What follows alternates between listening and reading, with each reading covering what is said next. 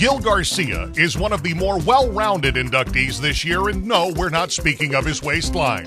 Getting his start in Corpus Christi in the 1960s, he put the wattage in every beachside cottage on KZFM, KRYS, and KTOD. But Gil was rather unique because he knew every aspect of the console from the inside and the outside, and he made use of his time in Corpus Christi to study it all from the tip of the microphone to the top of the transmission tower and everything else an up-and-coming engineer ever needed to know.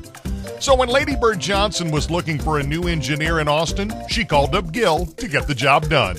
He's lived and worked around that region ever since, and it served him well. From KLBJ and KTBC, Gil gravitated back to the sexier side of the mic as the night jock on KNOW. Then it was on to electrifying adventures at Austin's Key 103 and Z102, and somewhere in between, he became the owner of nearby Kerrville's KERV. But his defining career moment had to be when Clear Channel had an opening as an engineer in Austin. He must have liked them, and they must have really liked him, for he stayed with the company and what would eventually evolve into iHeartRadio for an astounding 35 years, serving as the regional chief engineer and eventually overseeing operations in Nevada, Texas, Oklahoma, Louisiana, Colorado, Arizona, and Kansas. Oh, and in his spare time, he was also their disaster coordinator for the whole company. That's a whole lot of work, and that's a lot of radio stations, all of which are processed perfectly and still operating at the maximum legal effective radiated power. Compliments of Gil Garcia, a 2020 inductee of the Texas Radio Hall of Fame.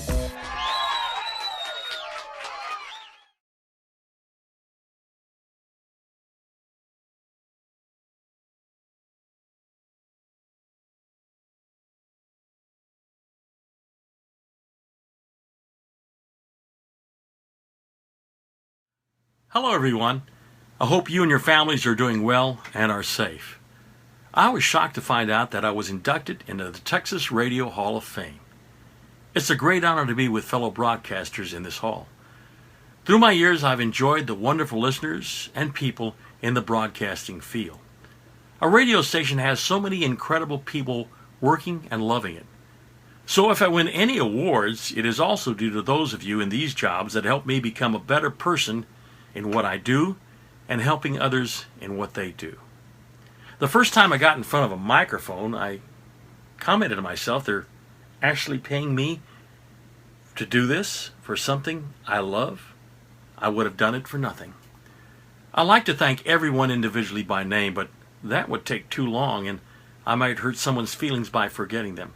So you know who you are. And thank you, my friends, from the bottom of my heart. I'm truly blessed by God and by you. I do want to thank my wonderful wife, Mary Ann.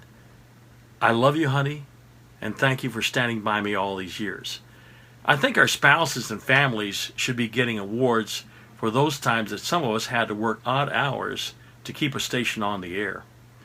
Thanks to my two wonderful sons, Mark and John, and my daughter-in-laws, who are always ready to give their mom and dad a helping hand. And then there's my blessed daughter, Emily K. Garcia. Bless her heart and spirit, who at the end of my career gave me a new inspiration for those coming up in radio. Unfortunately, she passed away 3 years ago at the age of 30. She too had the radio bug as I do, and for a short time was on the air every morning with Bob Cole and the gang at KOKE-FM in Austin. She loved every minute of being with them and, like me, the excitement of a radio show. I know she'd be smiling at me now and is proud of her dad.